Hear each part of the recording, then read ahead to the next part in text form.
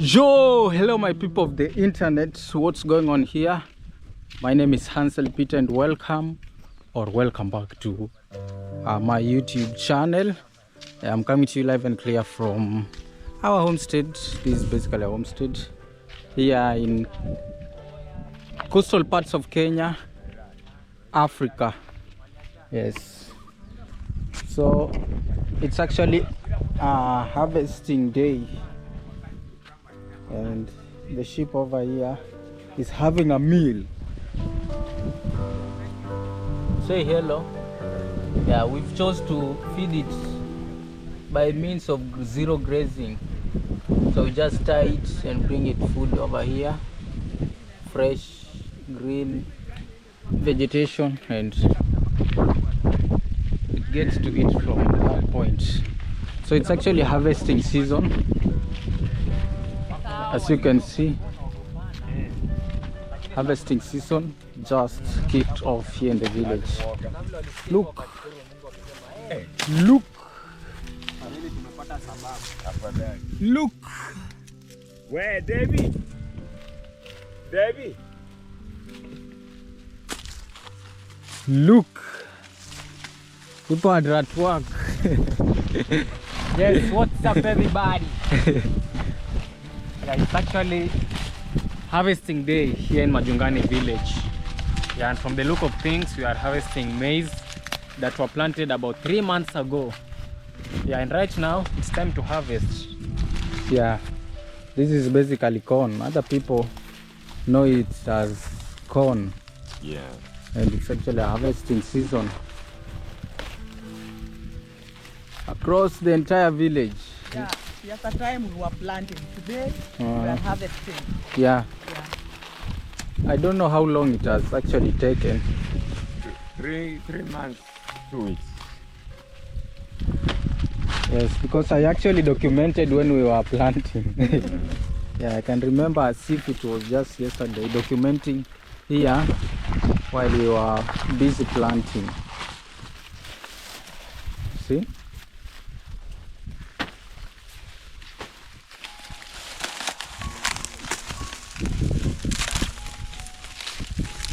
Is this bumper harvest or Not really. what can you say Not about really.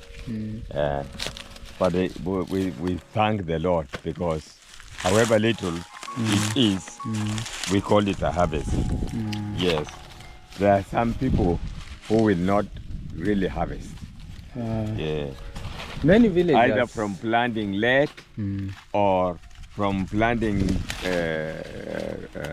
poor quality seeds, or from planting and not eradicating insects. Yes, or pesticides. Yeah. So many people planted, but very few will harvest. Some villagers planted off season, others in season, and now you get to reap what you sowed. And remember, since this place is unpredictable, the rainfall of this area is unpredictable. Because meteorology report can read cloudy skies, full of nimbus clouds, full of rain, but something wonderful happens. Just immediately after heavy rains, drought, relentless Drought again. So this is why some people were not serious even with planting.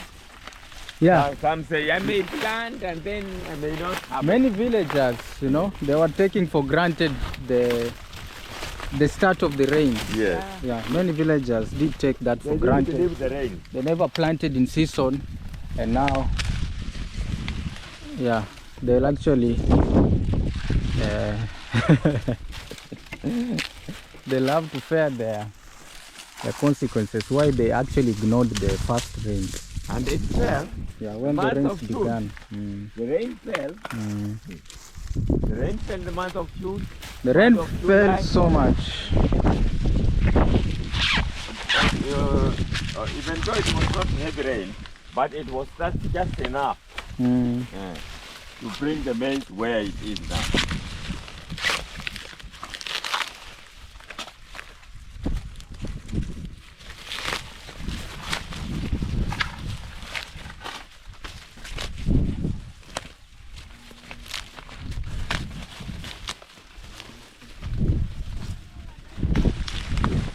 Baby, hata wewe kache ungefanya tu ni kutupakia kwa magunia.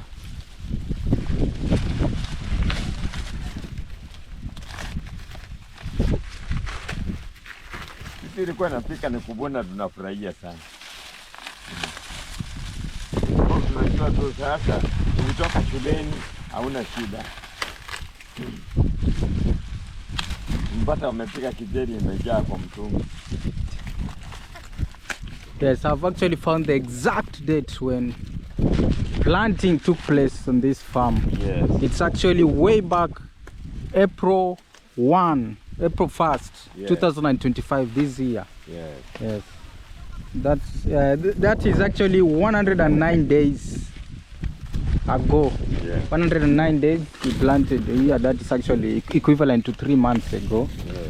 Planted maize or the corn, and now harvesting season just kicks off. Yeah. So corn takes like 3 good months.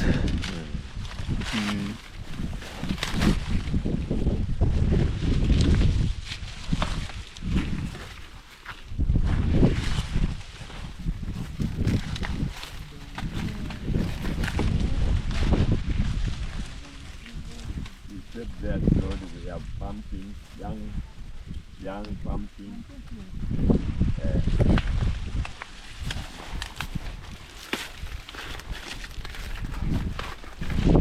And remember we have got melon here. A lot of melon.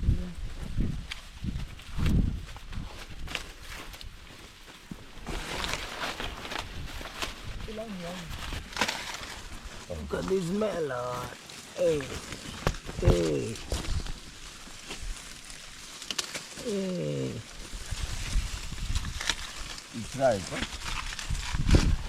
I think it's not yet. It's so green. I don't think if it's red.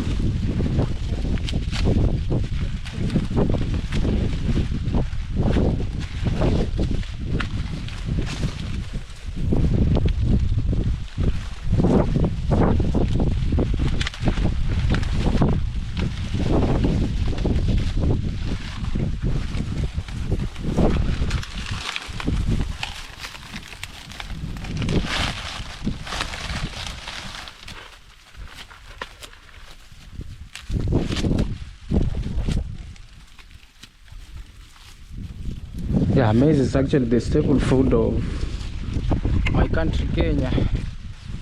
Everyone is all in maize. Everyone likes eating cornmeal, barley, roasted maize, boiled maize, everything to do with the barley. Kenyans are all in. Hey. Hey.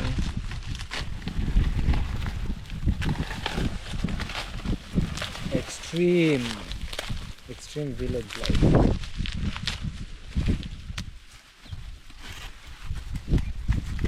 So now buying corn flour again for like a few months.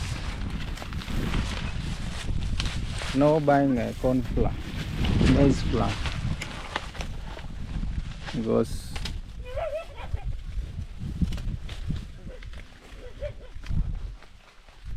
Mtolee cherehani nje.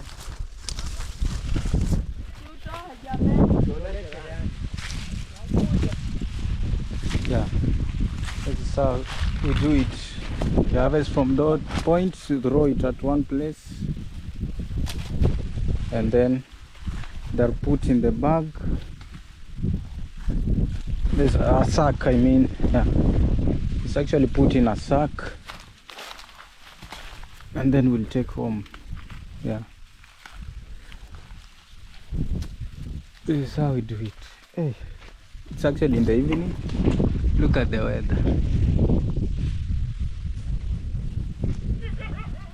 Kinda gloomy and a lot of wind. There's actually a lot of wind.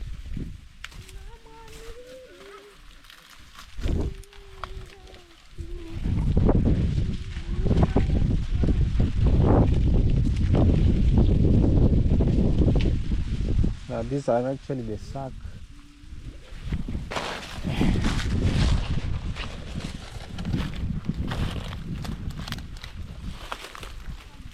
This is how we do it.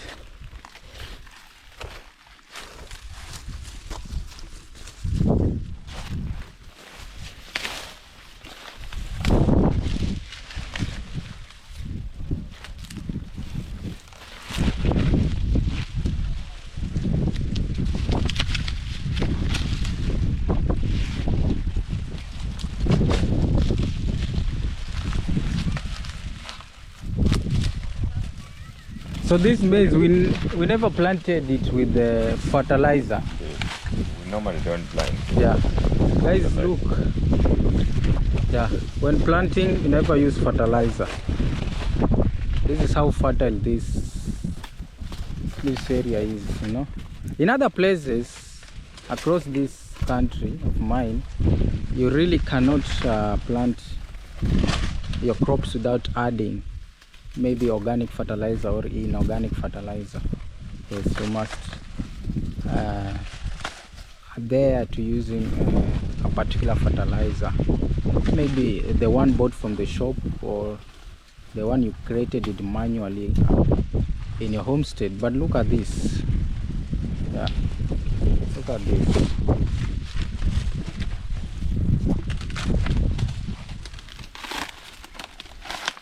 This is Africa. That's how we do it. Even the seeds. Wow, these seeds really bought from the shop. I wasn't there. Oh, you were not there.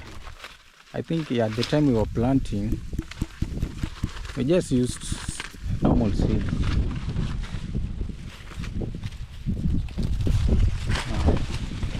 That is it. But I think harvesting is a bit easier than planting. Plantings are very hard. Harvesting is easy. Yeah, that one now tells you why people don't like putting in the work. People only like the output. Yeah, people don't like putting in the work. Imagine, people like Harvesting is everything is there, so that they can grab it without even having the pain, you know, in making that particular thing happen. So I guess for many people, harvesting season is the best thing. You know, right now it's like you've already worked and you have your money in the bank, so you're just going and withdrawing. The same as here. Yeah. You already planted your stuff. Everything is ready. It's just harvesting and eating. But planting, one of the hardest works. So when planting, we never added fertilizer or anything like that, but what we did is, how is it called? We sprayed pesticides.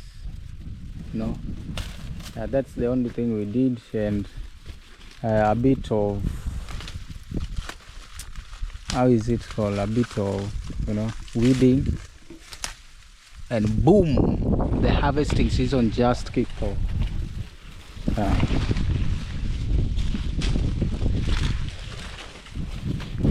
That's how they do it. Yeah, I think 99% of Kenyans like a lot of ugali, a lot of maize, and everything like that. Yes, that's actually what I'm guessing, that 99% they like what is called yeah, the maize. Yeah, because it's actually the staple food. When you go in every household, at least at least boiled maize or roasted maize or ugali or cornmeal is at least cooked once a day, at least, for most houses in Kenya. I wonder other African countries, what it's actually their staple food. I wonder. Yeah, most people prefer ugali because they say it adds a lot of energy to their body, you know. And even other people don't do manual work or task that requires a lot of energy, but still they are fan of maize. Yeah. That's how it is. That's how life it is in Kenya. You are born and immediately in front of you, you are fed with the ugali. You are actually being raised in a maize setting, or like it's actually the staple food, you know. So you grow up eating it, until you get old. And some people, when they get old, that's really when they start eating plenty of it, you know, without getting bored with it, and life keeps on going. People really respect what is called ugali. Yeah, that's why you can see a lot of the farms in Kenya. When you visit a lot of farms, it's just maize everywhere. People respect ugali. Really they do respect it. Yeah. What percentage do you respect ugali?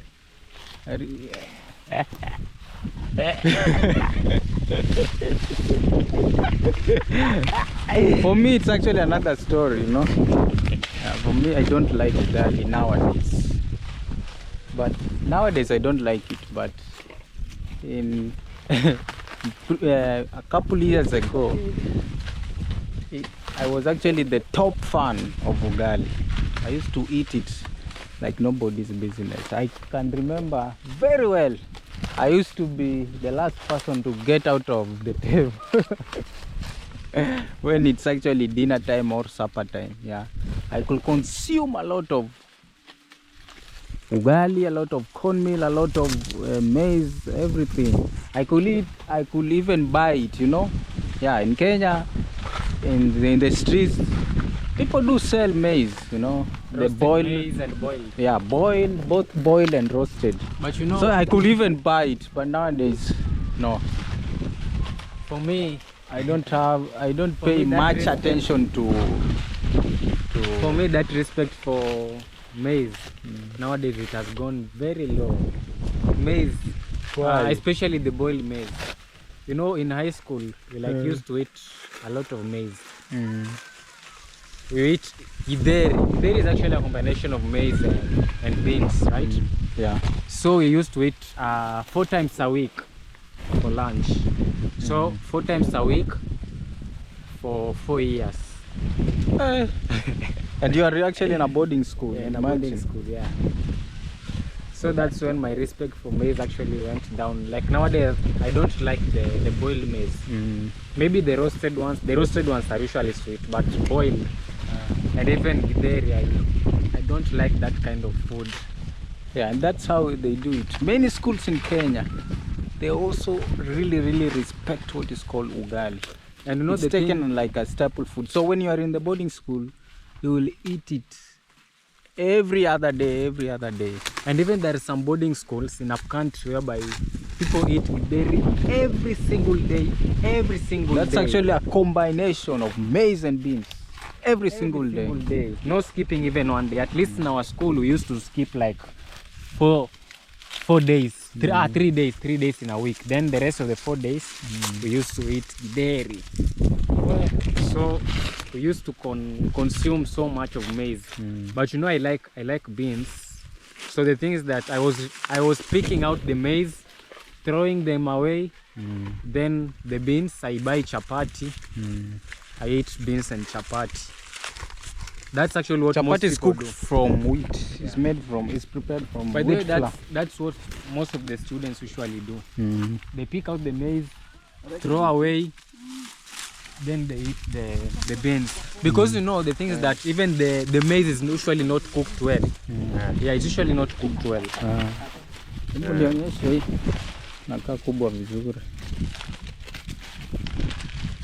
Yeah, you see, this thing, very common. Very, very common.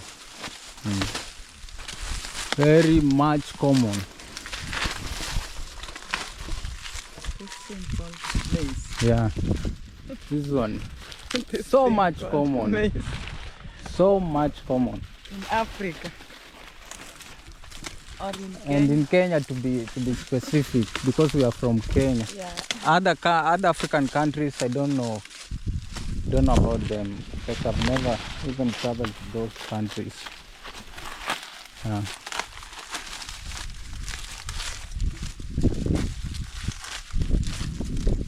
That's how they do it.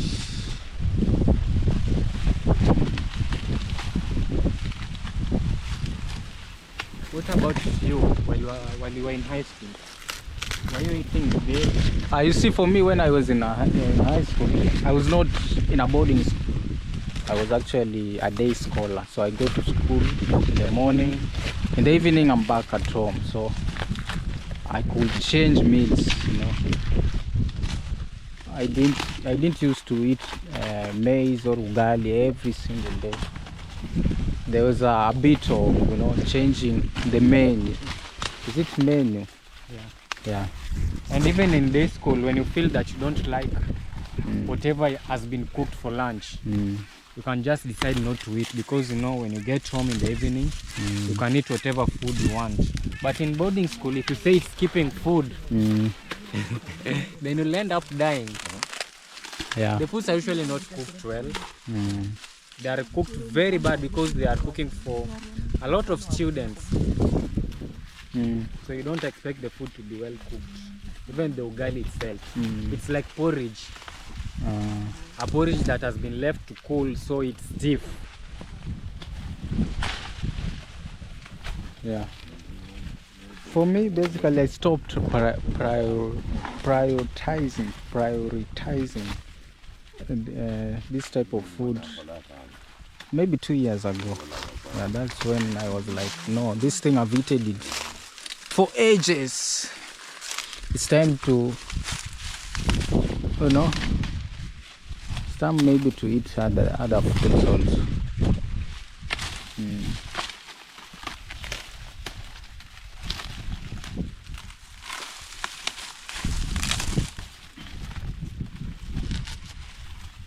Hiyo kijiti mmetoa, mmechonga.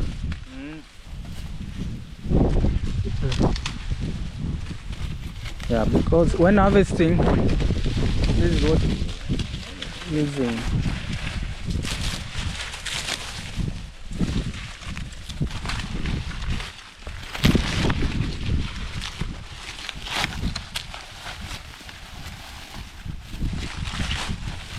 So this is the type of food that you used to eat even when you were young, right? You were brought up on this. Well, that's how Kenyans are being programmed. From the very first month. Yeah. When you are young, you are programmed to eat. Now when you are old, your respect for ugali is 100%. Your respect for this type of food is on the roof. Yeah, and that's how things are. Yeah. By the way, you know, people usually respect ugali. It's because everyone I've met was people who brought can't up live without ugali. When they skip one day without eating ugali, they feel unwell. They feel like they have not eaten what they ought to have taken. And But for here in this village, people used to eat ugali in the morning, lunch, and also supper. 3 times a day. Yeah. That is their food. Yeah, that's how common this type of food is. Very, very, very much common. They don't go to tea. No.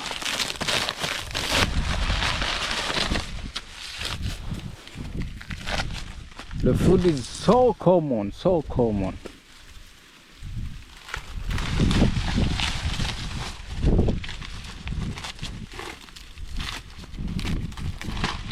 There is a time in Kenya I think it was actually this country has experienced what is called drought, and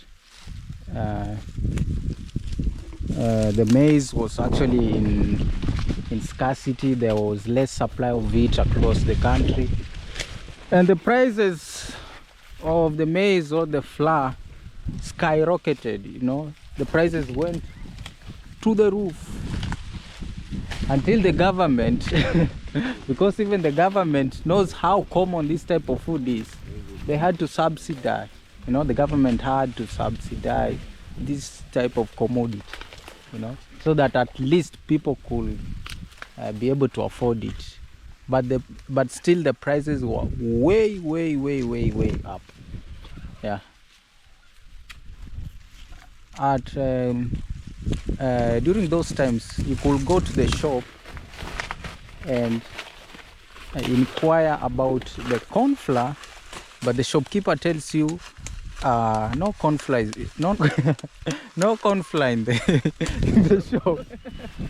So because there was actually scarcity of the supply of corn flour, so when the shop receives corn flour in wholesale price, you know, they try to hide it, you know, they try to keep it, they try to hide it from, you know, from buyers, so that the prices keep on rising day after day. That's how they used to do it, you know. Some shopkeepers could even sell the corn flour at different prices to different customers. Yeah. That's actually the time I felt very bad about the corn flour, you know. At that time, people were really spending a lot of money on this type of commodity. Yeah, because it's very common. This is what many people consume. So when the demand of the demand of this commodity went even higher, but the supply chain was way down. So the prices, you know, exploded. The prices actually exploded. But at least for now, things change a little bit. But the price of this particular commodity keeps on climbing year after year. The prices of this commodity just keep on climbing. Yeah, I guess even the seeds from the shop, the seeds from, is it called from the agrovet, you know, the shop that sells seeds and everything, keeps on climbing year after year. I guess also because of inflation. Yeah, this is it. See, no fertilizer was added, but look at this. In other regions in this country, you cannot do this. You will not even harvest anything. Cannot harvest without fertilizer. I think that may have been contributed because in this region, it's like, in this region, like the farms over here, they are not like, they have not been planted, harvested for many times, you know. So I guess that's why the soils are still very much fertile. Very much fertile. You can see even other places, it's like bushy. So that means we have even other places that cultivation has never ever been practiced since the beginning of the world. Yeah, I guess so. Like places like this, I guess nobody has ever practiced farming activity, and that's why the soils over here are quite fertile. Yeah, the only challenge this village usually face is, you know, the scarcity of rains, unreliable rains, you know, extreme weather conditions and things like that. But as at now, these are live pictures from how things are. Harvesting season just kicked off,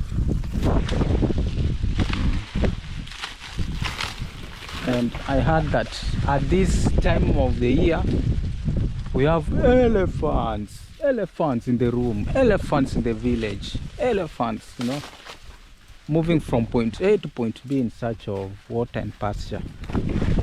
So if at all you have your farm like this and everything is ripe, ready to be harvested, and you don't take matters to your own hands to harvest everything that you ever plant, well, the elephants may have a reason to come for you.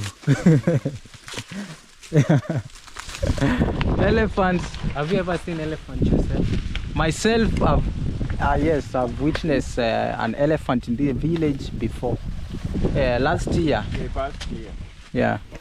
Last year, I witnessed an elephant by myself. They pass around this point.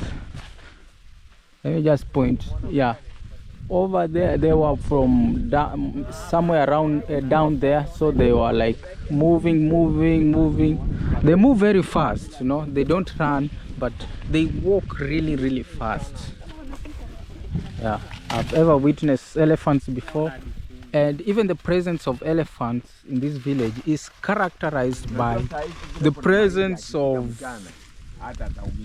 the stool. Am I even right? The elephant dung, if I can call it that way. The excretion from elephants. The presence of it in this village is a characteristic that this village has elephants. But good news is that elephants are not around this village every month. It's just some certain seasons where elephants like really try hard, you know. Most of the times it's when the dry spell kicks in. When the dry spell starts to kick in, that's when plenty of elephants, together with their young ones, name it, they move around the village. They try to find water. No, they try to find good pasture. That is it. So if in case you have your crops like this, you haven't harvested, you are delaying to harvest, well, elephants are coming for you, so you better to harvest for you. Yeah. Elephants are coming to harvest for you, so you better take matters to your own hands, like now here. Yeah, taking matters to our own hands and doing the necessary harvesting But they come. before the elephants Come to roam around.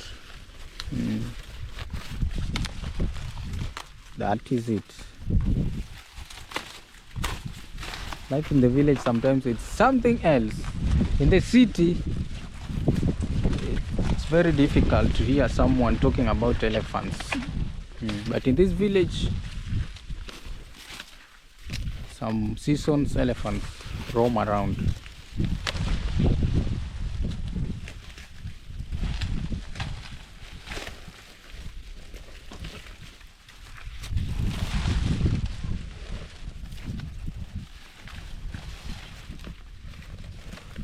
That is it.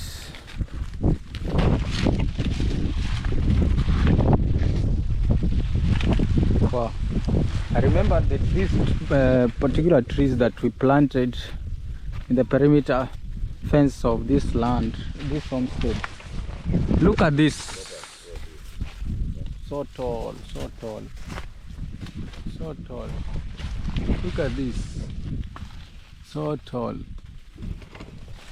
So so tall.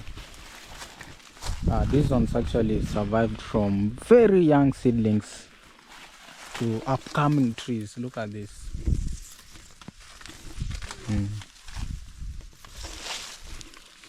This is live in the village.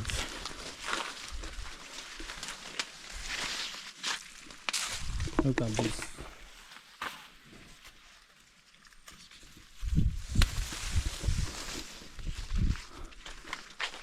The trees keep on growing. Look at this.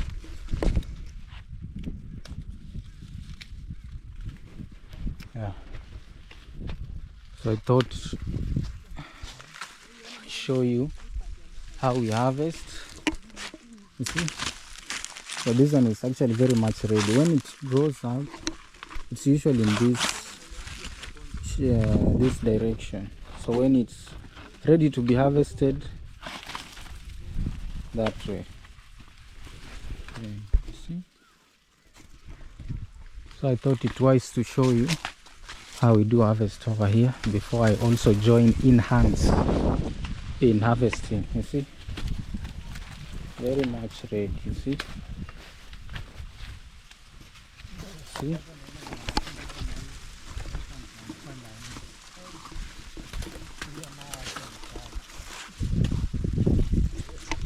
See? Yeah, so I thought it was to show you around.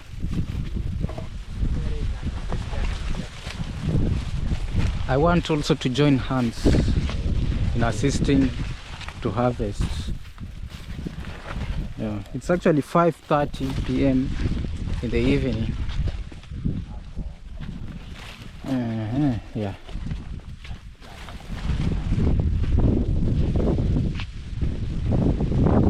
That is it. And we also have this land is quite of good size, you know. So there's a lot of corn also on the lower part of this farm. Look at this. Yeah. So I also want to join in hands in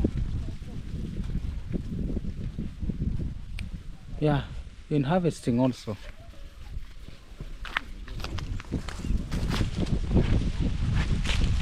Wow. That is it. That is it. Thank you so much for watching. A lot more is coming.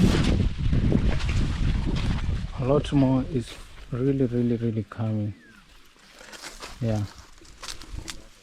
Hit like on this video in case you enjoyed. Let me know what you think